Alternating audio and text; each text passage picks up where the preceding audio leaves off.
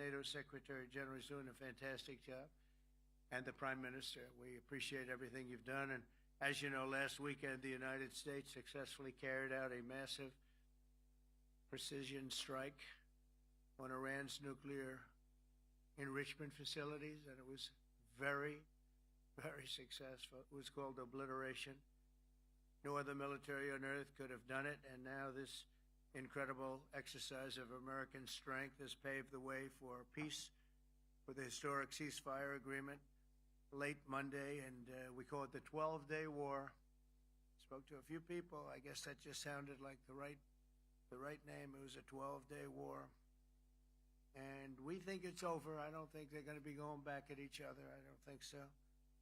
Not only have we dealt decisively with the critical threat of Iran's nuclear program, which was what I wanted. I said, Iran cannot have a nuclear weapon. I've said that for 15 years, long before I decided to do the political thing. But we've also reasserted the credibility of American deterrence, which is like no other. The people at NATO said there's never been anything. You know, I rebuilt the entire military during my first term. And we have a great military. We have great generals. Got to know the good ones and the bad ones. We kept the good ones. Over the past 2 days, I was honored to participate in the NATO leaders meeting and also had extremely good individual discussions with the King and the Queen, Secretary General Ruta, and the Prime Minister. Great discussions.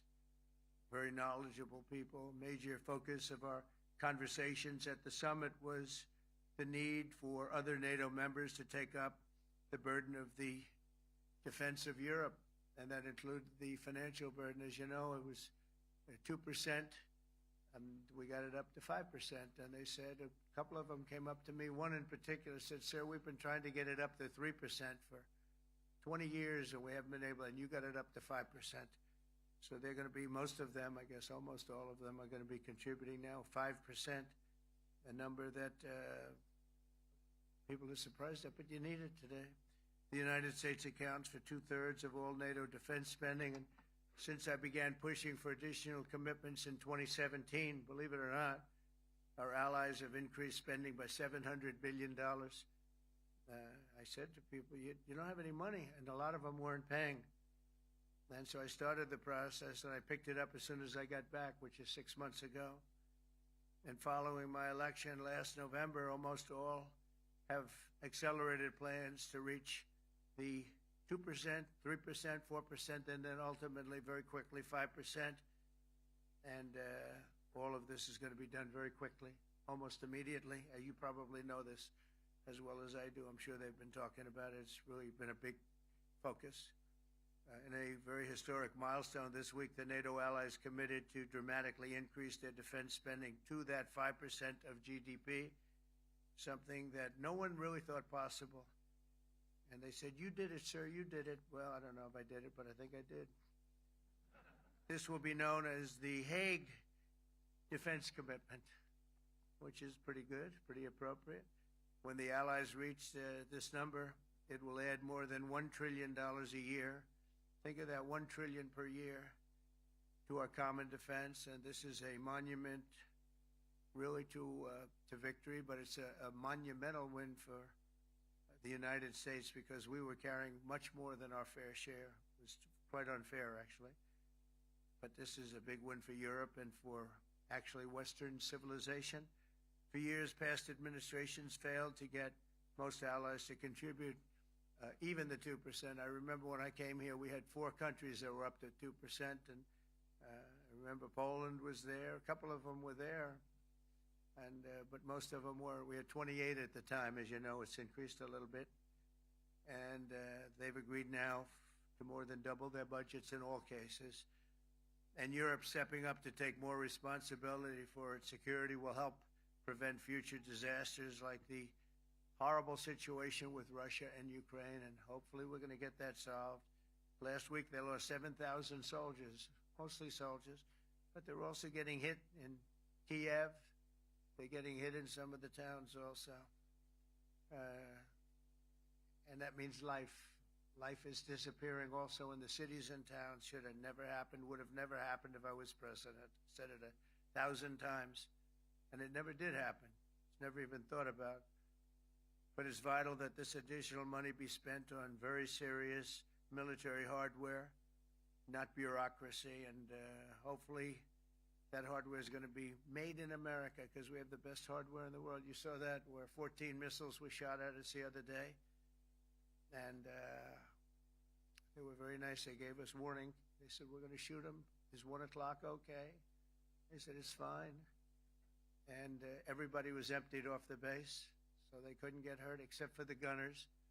They call them the gunners.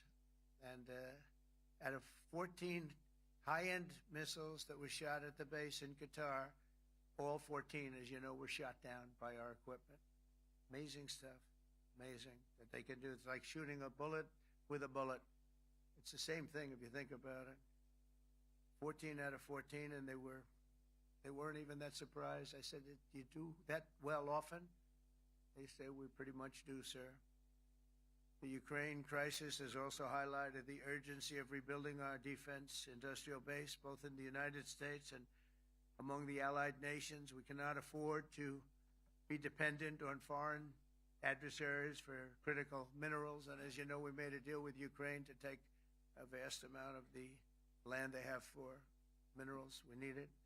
And once again, I want to thank all of the people in the Netherlands, incredible people. It's a great place. And all of the NATO allies for the tremendous summit that we just had. A letter just came in, and a statement came in from the Atomic Energy Commission of Israel. And I just wanted, this is an official letter, and they're very serious people, as you know. The devastating U.S. strike on Fordo destroyed the site's critical infrastructure and rendered the enrichment facility totally inoperable. It was devastated. We assess that the American strikes on Iran's nuclear facilities has set back Iran's ability to develop nuclear weapons for many years to come. This achievement can continue indefinitely if Iran does not get access to nuclear material, which it won't. It's so sad that that whole thing had to go. But I just want to thank our pilots. You know, they were maligned and treated very bad, demeaned by fake news CNN, which is back there, believe it or not, wasting time, nobody's watching them, so they're just wasting a lot of time, wasting my time. And the New York Times, they put out a story that, well, maybe they were hit, but it wasn't bad. Well, it was so bad that they ended the war. It ended the war. Somebody said in a certain way, you know, that it was so devastating, actually. If you look at Hiroshima, if you look at Nagasaki, you know, that ended a war too. This ended a war in a different way, but it was so devastating. Also, they have, out of Dubai, just came that Iran's foreign ministry spokesman, this is Iran's foreign ministry, says its nuclear installations were very badly damaged by the American strike. So what bothered me about these reports were fake reports put out by the New York Times, failing, I call it the failing New York Times because it's doing terribly. Without me, it would be doing no business at all. But, and by fake news, CNN and MSDNC, all of these terrible people, you know, they have no credibility. You know, when I started, they were at 94% credibility, the media. Now it's at 16%. And I'm very proud of it because I've exposed it for what it is. But when I saw them starting to question the caliber of the attack, was it bad? Well, it was really bad. It was devastating. They were obliterated. In fact, you can't get into the tunnels. They just put that over. That just came out. They can't. There's nothing. There's no way you can even get down. The whole thing is collapsed at a disaster. And I think all of the nuclear stuff is down there because it's very hard to remove. And we did it very quickly. When they heard we were coming, it was, you know, you can't move it. Very hard, very dangerous, actually, to move to. And they also knew we were coming, so I don't think too many people want to be down there knowing we're coming. With the bunker busters, as we call them, we're the only ones that have them. We have the best equipment, best nuclear equipment, and we have the best equipment in the world. And by the way, we can't forget our submarine, which was out there, submarines actually, but submarine was out there. We shot 30 rockets into an area, every single one of them. I think it was almost 400 miles away, I think, Pete, right? 400, and long. It was in the ocean, long ways away, and we shot a total of 30. Every single one of them hit within 9 inches from where it was supposed to be. It took out a lot because we didn't do just Fordo. We did 2 others in addition, which hadn't been completely destroyed. So we hit them with a submarine from hundreds of miles away. Amazing, just amazing equipment. Greatest submarines in the world. Nobody's even close. They're 20 years behind us when it comes to submarine technology. So that's one, and the other was from the Atomic Energy Commission, and they have about 3 or 4 of them now coming in from atomic energy commissions from various places. But the one that we have that just came out, we released it a little while ago, was from the Israeli Atomic Energy Commission, but numerous of them are getting to see the site, and the site has been demolished. And again, we had these brave patriots, these incredible flyers, these people that can fly a plane better than anybody can fly a plane, going into very hostile territory, flying into the territory that has got more missiles and things pointed at it, but it was very stealth. They didn't get to see it. It was dark. That's the amazing thing about the shots. They hit the shots perfectly, and yet it was dead dark. There was no moon. There was no light. It was virtually moonless.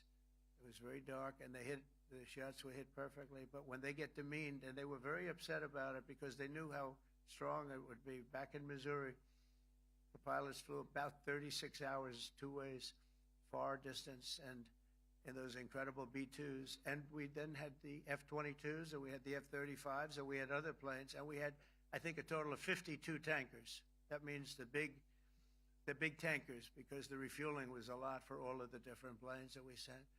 Incredible operation, and I have to say, General Raisin Kane was incredible. That's why he beat ISIS, and we beat ISIS in a matter of weeks.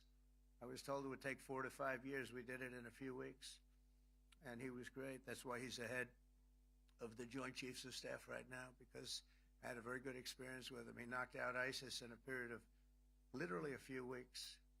Amazing. And it was supposed to take a few years, 5 years to be exact. So we had a great victory there, and we then came here, and I think we had a great victory here. But this is an ongoing project. This is the safety of Europe, the safety of the world, and they've raised it from 2% to 5%, something which nobody, and you're talking about over $1 trillion a year. So we're talking about a lot of money from coming in from countries that were not paying nearly enough to be effective. So I have, as you know, Marco Rubio with me, and Pete Hegseth, Secretary of State and Secretary of War. Should we say Secretary? You know, it used to be called Secretary of War. Maybe for a couple of weeks we'll call it that, because we feel like warriors. It used to be called Secretary of War. In fact, if you look at the old building next to the White House, you can see where it used to be Secretary of War. Then we became politically correct, and they called it Secretary of Defense. I don't know, maybe we'll have to start thinking about changing it, but we feel that way. Do we have any questions, please? Wow. That's a lot of questions. Who's a nice person? Oh, you're not a nice person, but I'll let you ask one. Go ahead. What's he going to ask? He is not nice at all. I know him well. Thank you, Mr. President. Yeah. Thank you for taking the time before flying home. You just said you believe the conflict between Israel and Iran is over. What makes you so confident it is? And what do you do if it isn't? Because I dealt with both, and they're both tired, exhausted. They fought very, very hard and very viciously, very violently, and they were both satisfied to go home and get out. And can it start again? I guess someday it can. It could maybe start soon. I think a big telltale sign was when, as you know, Iran somewhat, by not much, violated the ceasefire, and Israel had the planes going out that morning, and there were a lot of them, 52 of them. And I said, you got to get them back. And they brought them back. They didn't do anything. They brought them back. It was very good. I thought it was amazing, actually. They have fought a hell of a war. They fought very hard. I think the war ended actually when we hit the various nuclear sites with the planes. And I just hope you people can give these pilots, these are the best pilots in the world, they're the best shots in the world. They call them shots, that's what they are. And wait a minute, and I just hope you can give them the respect they deserve, because they came home to fake news. And like, oh, gee, there was hardly any damage. The things are decimated. So, but I think, no, I think they're very much finished. I think Israel's going to get back to doing what they do, and I think that Iran's going to get back. You know, Iran has a huge advantage. They have great oil, and they can do things. I don't see them getting back involved in the nuclear business anymore. I think they've had it. They've been at it for 20 years, and I don't see that happening either. Now, if it does, we're always there. It won't be me. It'll be somebody else, but we're there. We'll have to do something about it. Yes, please, go ahead. Go ahead. Oh, fake news, CNN? I'll hold it. Oh, yeah, here we go. Wait till you hear this question. Thank you, sir. You should really say how great our soldiers and our warriors are. I think everyone appreciates our soldiers and our warriors. I do have two questions for you, Mr. President. You just cited Israeli intelligence on these attacks. Earlier, you said U.S. intelligence was inconclusive. Are you relying on Israeli intelligence for your assessment of the impact of the strikes? No, this is also, Iran made the statement, and it's also, if you read the document that was given, that Pete can talk about if you'd like, the document said it could be very severe damage, but they didn't take that. They said it could be limited or it could be very severe. They really didn't know, other than to say it could be limited or it could be very, very severe. And you didn't choose to put that because it was very early after. Since then, we've collected additional intelligence. We've also spoken to people who have seen the site, and the site is obliterated. And we think everything nuclear is down there. They didn't take it out. Okay, question? Please, go ahead. Go ahead. Yeah. Blue dress. Thank you so much, Mr. President. Yesterday you said China can now continue to purchase oil from Iran. Yeah. Are you giving up on your maximum pressure campaign? Because there are sanctions right now. With who? On Iran. No, look, they just had a war. The war was fought. They fought it bravely. I'm not giving up. They're in the oil business. I mean, I could stop it if I wanted. I could sell China the oil myself. I don't want to do that. They're going to need money to put that country back into shape. We want to see that happen. Would it? No. If they're going to sell oil, they're going to sell oil. We're not taking over the oil. We could have, you know. I used to say with Iraq, keep the oil. I could say it here, too. We could have kept the oil. No, China is going to want to buy oil. They can buy it from us. They can buy it from other people. But you're going to have to put that country back into shape. It desperately needs money. Yeah. Mr. President. Yeah, please. Here we go. I'm picking the beauties today. Go ahead. Mr. President, Secretary General Ruta has described President Putin as an adversary, a threat, an enemy. Do you view him the same way? And in addition to that, you mentioned General Kane, your chief of staff, the chairman of the Joint Chiefs of Staff. General Kane. Yes. He has said that Mr. Putin has territorial ambitions beyond Ukraine. Do you view that in the same way? Possible. I mean, it's possible. I know one thing. He'd like to settle. He'd like to get out of this thing. It's a mess for him. He called the other day. He said, can I help you with Iran? I said, no, you can help me with Russia. Because, you know, in the last few weeks, we took care of India and Pakistan, Kosovo, Serbia. I think on Friday we have coming in the Congo is coming in, and Rwanda is coming in. That was a vicious war that went on, a machete war, heads chopped off all over Africa. They're coming in. We did two others in addition to that. Nobody's ever done anything like this. No, I consider him a person that's, I think, been misguided. I'm very surprised, actually. I thought we would have had that settled easy. I've settled 4 of them in the meantime. But he did call up, and he said, you know, he's close to Iran. He'd like to help us get a settlement. I said, no, you help me get a settlement with you, with Russia. And I think we're going to be doing that, too. Yeah, please. Go ahead, please. Thank you, Mr. President. You've made clear your position on what impact the strikes had. I wanted to ask you what is next with Iran. For instance, is there any indication from U.S. intelligence that Iran was able to move any material, including No, we enriched just the uranium? opposite. We think we hit them so hard and so fast they didn't get to move. And if you knew about that material, it's very hard and very dangerous to move. It's called in many people they call it dust, but it's very, very heavy. It's very, very hard to move. And they were way down. You know, they're 30 stories down. They're literally 30, 35 stories down underground. Oh yeah, we think we think it's covered with granite, concrete, and steel. Can I ask you, are you interested in restarting negotiations with Iran? And if so, have they reciprocated? So or is our this people, sort of a settled Marco matter? could answer this, but our people are not. I'm not.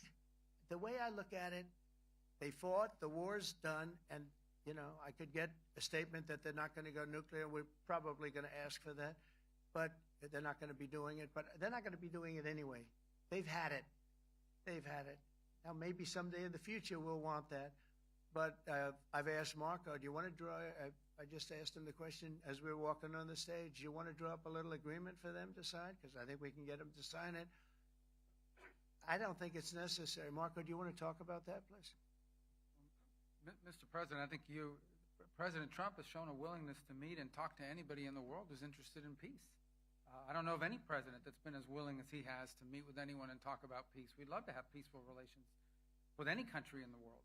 And so obviously that'll depend on Iran's willingness not just to engage in peace, but to negotiate directly with the United States, not through some third country or fourth country process. But I know of no president, probably in our modern history, that's sought peace more than President Trump has.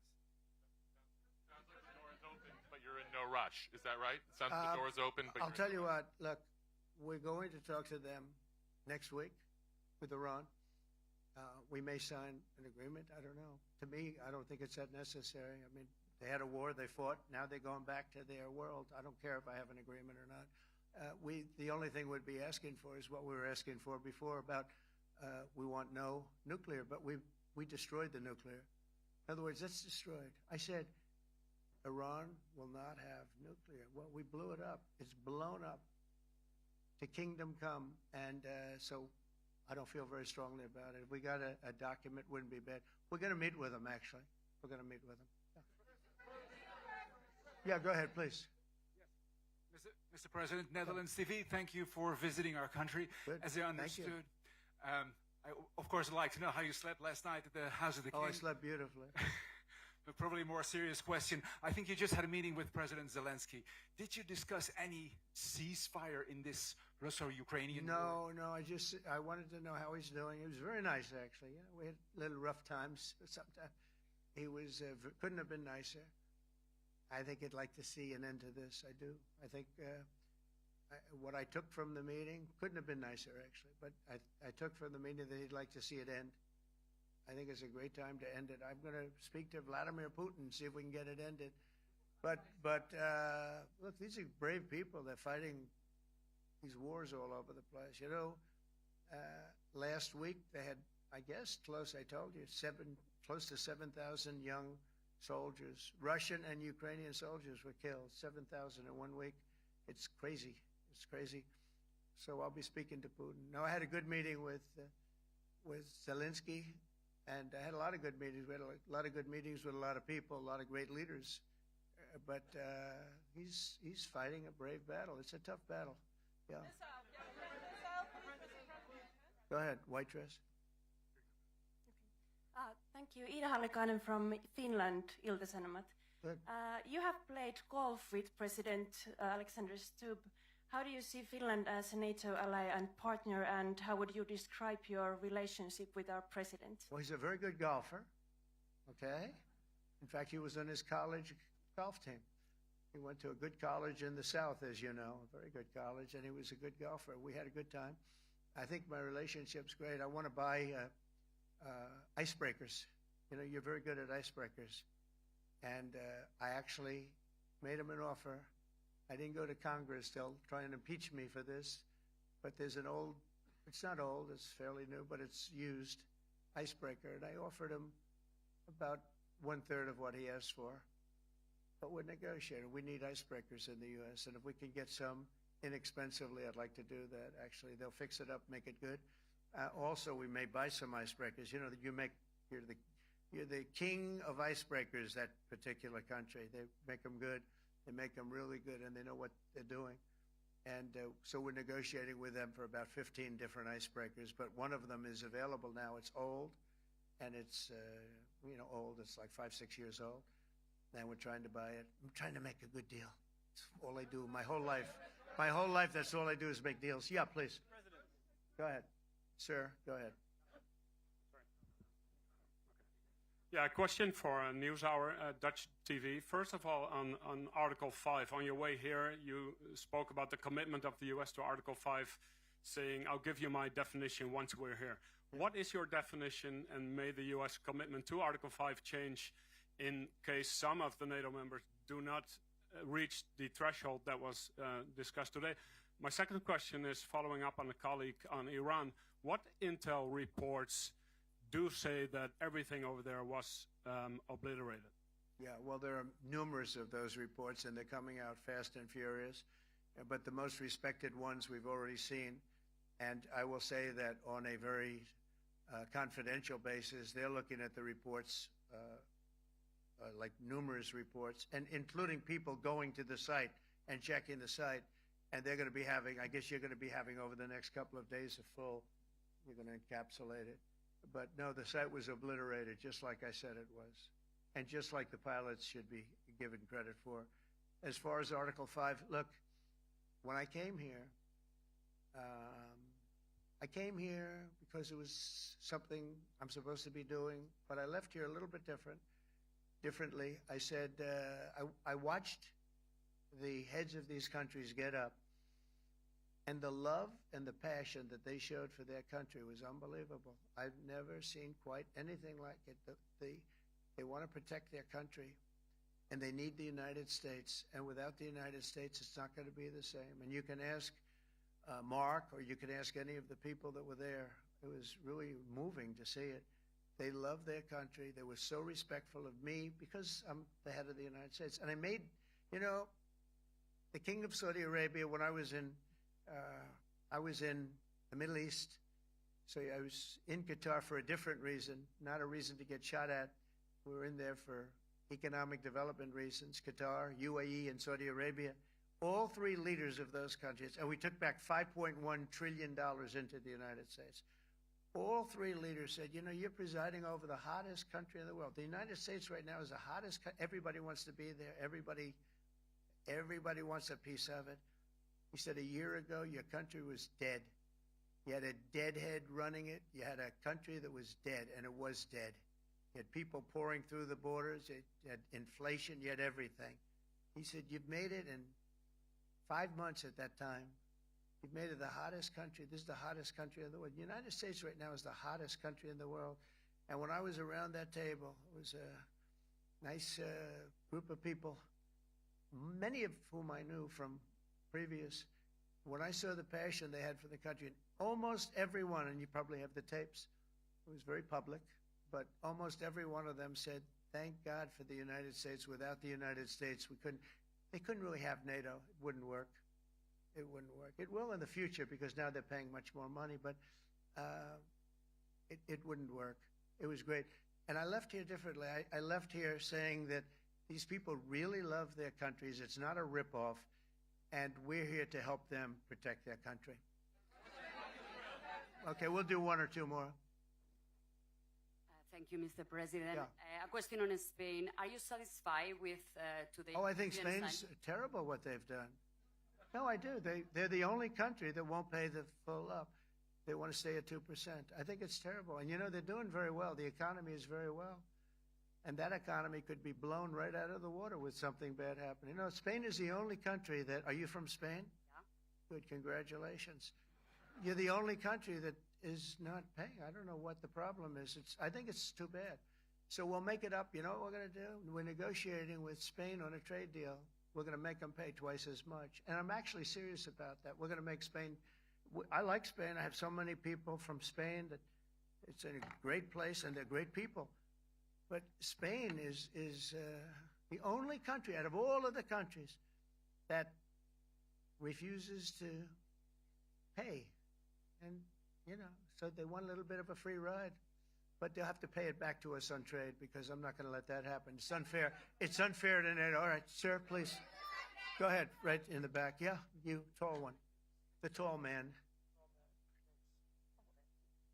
Mr. President, Johannes Petra from Austrian National Television. How are you? You once said that you would end the Ukraine war in 24 hours. You later said that sarcastically. Well, of course it was sarcastic. But you've now been in office for 5 months and 5 days. Why have you not been able to end the Ukraine war? Because it's more difficult than people would have any idea. Vladimir Putin has been more difficult. Frankly, I had some problems with Zelensky. You may have read about him. And it's been more difficult than other wars. I mean, look, we just ended a war in 12 days that was simmering for 30 years, frankly. We ended Rwanda and the Congo. It's coming to sign the documents. We've already signed basic documents, but they're coming, I think, to the White House on Friday. We ended Serbia was going to go at it.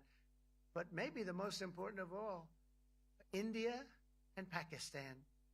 And that wasn't whether or not they may someday have nukes like we're talking about in the Middle East, like we're talking about with Israel and Iran.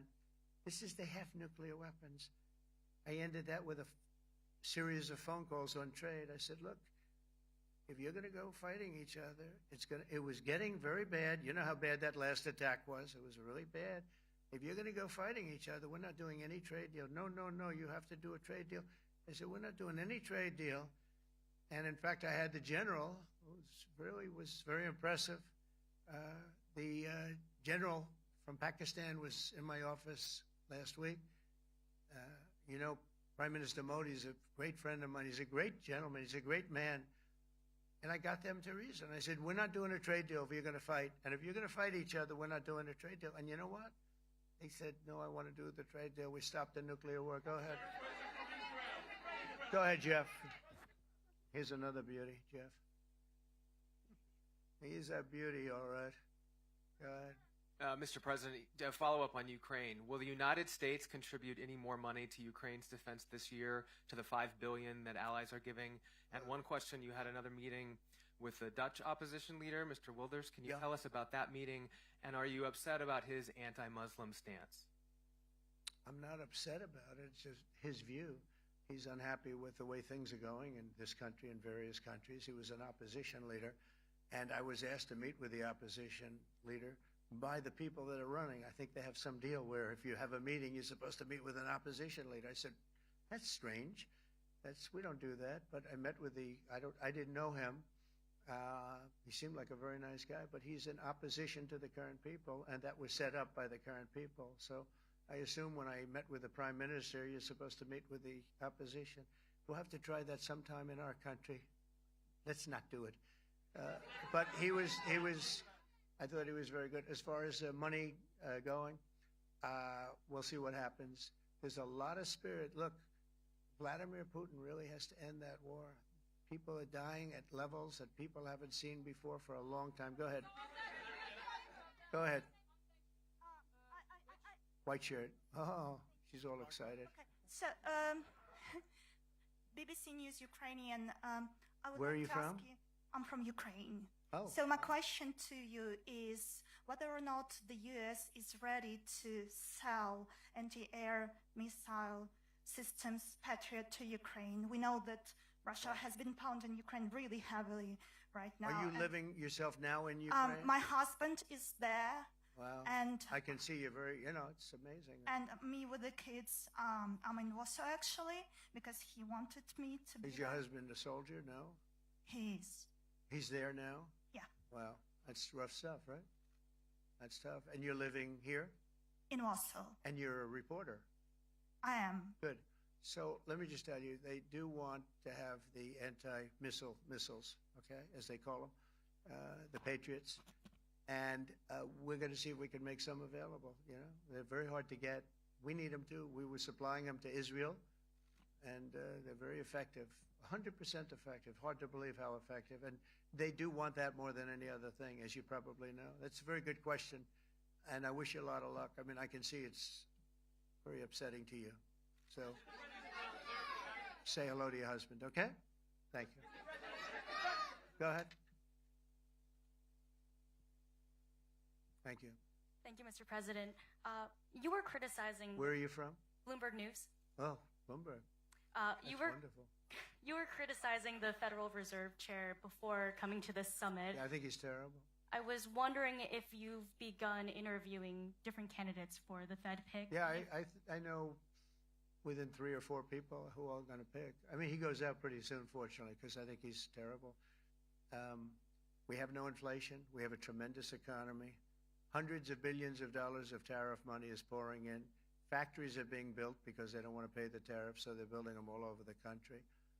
I think we're close to $15 trillion. I told you $5.1 trillion from the Middle East alone, but of investment money coming in. There's never been anything like that in the history of our country. But we have no inflation. And we have borrowing because Biden, stupidly, they did short-term debt. So we have borrowing coming up. And, you know, we'll go 10 years, maybe longer, maybe shorter, but we'll go a long period of time when we do the debt. And because of him, because of this guy, we will have to pay for years. We'll be paying for him. And I said to him, listen, there's no inflation. He says, but maybe there'll be some. That's true. I said, if there is some, what you do is raise the rate. I'm okay with that. You raise the rate in 2 years from now or in a year from now. But because the rate's high, we have to pay more for debt. It's pretty equal. In other words, if it's 4%, it's 4%. If you drop it a point, you'll pay 3%. So it's fairly equal, not necessarily, but fairly equal. So we're going to end up paying maybe 2 points or 3 points more. 3 points would be about $900 billion a year because of this very average mentally person. He's an average mentally person. I'd say low in terms of what he does, low. Low IQ for what he does, okay? Wait, so instead of paying $900 billion, we don't want to pay 900 just because he doesn't want to lower the rate. I said, if there's inflation in 2 years or 3 years or 1 year from now, you raise the rate and you take care of the inflation, among other things. But he's probably a very political guy, I guess. I don't know. I think he's a very stupid person, actually. All right, one more. Let's go. How about you? Go ahead. She looks so happy and everything. Thank you. That's why I I'm picked from her. Spain too. I'm Ana Bu from La Vanguardia. I wanted to know if You're where from? Spain too. Ah. I wanted to know if you want to That's the Spain negotiate. corner right there. Shouldn't have said that. That's okay. I do like Spain, by the way. I think it's unfair that they're not paying, but go ahead. Are you going to negotiate directly with Spain about? I'm going to negotiate directly with Spain. I'm going to do it myself. They're going to pay. They'll pay more money this way. You should tell them to go back and pay. You're a reporter? Tell them to go back. They ought to join all of those countries that are paying 5%. Spain's going to be just about the only one that's not. They were the most hostile toward doing it. It just doesn't make sense to me. Okay. All right, Kelly, go ahead. Here we go. Here's another one. Hello, sir. Thank you very We got them all today. Okay. So, Mr. President, you talked about expecting some on-the-ground assessments at Fordo and other Yeah. sites. Now here- Is that here again. Israeli and U.S.? It's been obliterated, Kelly. It's been What is your message obliterated. then, sir, to the intelligence community when they present reports? You're not disputing the DIA report. You're just They presented a exists. report that wasn't finished. We're talking about something that took place 3 days ago. I understand that's The report was done assessment. So 2 what days is ago. your- Wait a minute. Yes. They didn't see it. All they can do is take a guess. Now, if you take a look at the pictures, if you take a look how it's all blackened, you know the fire and brimstone is all underground because it's granite and it's all underground. You don't show it. But even there, with all of that being said, the whole area for 75 yards around the hole where it hit is black with fire. The group that's run by this gentleman, in fact, you may want to talk about it for a second because we're going to issue a report. And I think it's not even a very exciting report at this point. It's been obliterated, totally obliterated.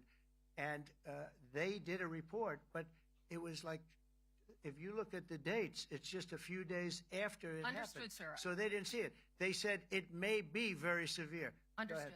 Do you have a message for the intelligence community, though, in terms of unvarnished information getting to you, that it's not I don't just- really have a message. I would say issue the report when you know what happened. I wouldn't say that it could be severe or maybe not. They use the word severe. It could be severe or maybe it's not. And briefly, So people like you picked up and said, oh, it's not severe. We're just No, looking for the the report was not a complete report.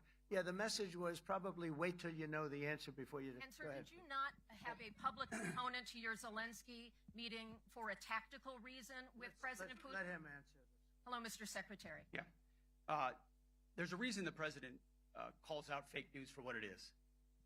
These pilots, these refuelers, these fighters, these air defenders, the skill and the courage it took to go into enemy territory flying 36 hours on behalf of the American people and the world to take out a nuclear program is beyond what anyone in this audience can fathom. And then the instinct of CNN, the instinct of the New York Times is to try to find a way to spin it for their own political reasons to try to hurt President Trump or our country. They don't care what the troops think. They don't care what the world thinks. They want to spin it to try to make him look bad based on a leak. Of course, we've all seen plenty of leakers. And what do leakers do? They have agendas. And what do? Do they share the whole information or just the part that they want to introduce? And when they introduce that preliminary report that's deemed to be a low assessment, you know what a low assessment means? Low confidence in the data in that report. And why is there low confidence? Because all of the evidence of what was just bombed by 12 30,000-pound bombs is buried under a mountain, devastated and obliterated. So if you want to make an assessment of what happened at Fordo, you better get a big shovel and go really deep, because Iran's nuclear program is obliterated. And somebody somewhere is trying to leak something to say, oh, with low confidence, we think maybe it's moderate. Those that dropped the bombs precisely in the right place know exactly what happened when that exploded. And you know who else knows? Iran. That's why they came to the table right away, because their nuclear capabilities have been set back beyond what they thought were possible because of the courage of a commander-in-chief who led our troops, despite what the fake news wants to say. But you're not disputing the report said what it said, even though it was initial. The report said what it said, and it was fine. It was severe, they think, but they had no idea.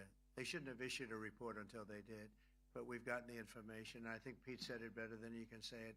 And, you know, you should be proud, you, especially you, should be proud of those pilots, and you shouldn't be trying to demean them. No, there's those pilots flew at great risk, a big chance that they'd never come back home and see their husbands or their wives. Let me just tell you, you and NBC, fake news, which is one of the worst, and CNN, New York Times, are all bad. They're sick. There's something wrong with them. You know what? You should be praising those people instead of trying to find some. By getting me, by trying to go and get me, you're hurting those people. They were devastated. You know, I got a call from Missouri, great state, that I won 3 times by a lot.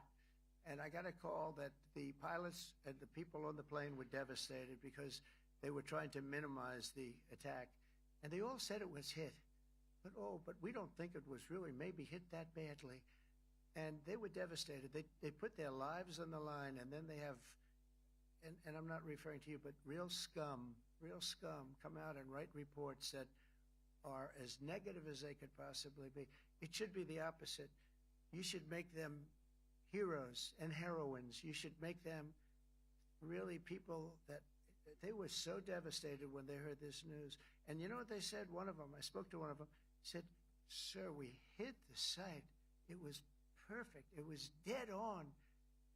Because they don't understand fake news, because they have a normal life, except they have to fly very big, very fast planes. But it's a shame. You should be making them heroes. All right, in the back. Go ahead, back, white, yeah. White jacket, yeah. Go ahead, give my mic. Hello. Deborah Haynes from Sky News. Good.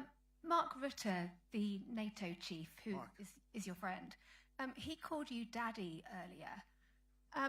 Do you regard your NATO allies as kind of children? No, he likes me. I think he likes me.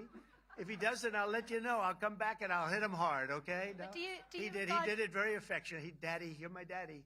Do you regard your NATO allies, though, as kind of like children, and they're obviously listening to you and they're spending more, and you're obviously appreciative of that, but do you hope that actually they're going to be able to defend themselves, defend Europe on their own without I think they the need United help States? a little bit at the beginning, and I But think in they'll the- be in the able to. end- And I think they're going to remember this day. And this was a big day for NATO. You know, this was a very big day. They took it.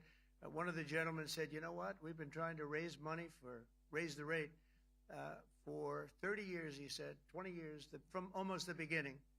And he's been there for a long time. He said, until you came along, it never happened. What you did is amazing. It's been sort of an amazing day for a lot of reasons, but also for that. Yeah, go ahead. Do you think they can do it without you, though, in the future? Can they do it without Well, the ask United Mark. States? I mean, you have to ask Mark. Okay?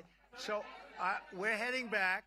We're heading back. I want to thank these two gentlemen behind me. They're incredible people, both of them. They've done a fantastic job. And Susie's in the front, and she's done great. And Monica, thank you very much. It was quite an exciting time. And we're going to be heading back. We'll be back soon, and we'll see you in Washington, D.C. Remember this, we have the hottest country anywhere in the world. Thank you very much, everybody. Thank you.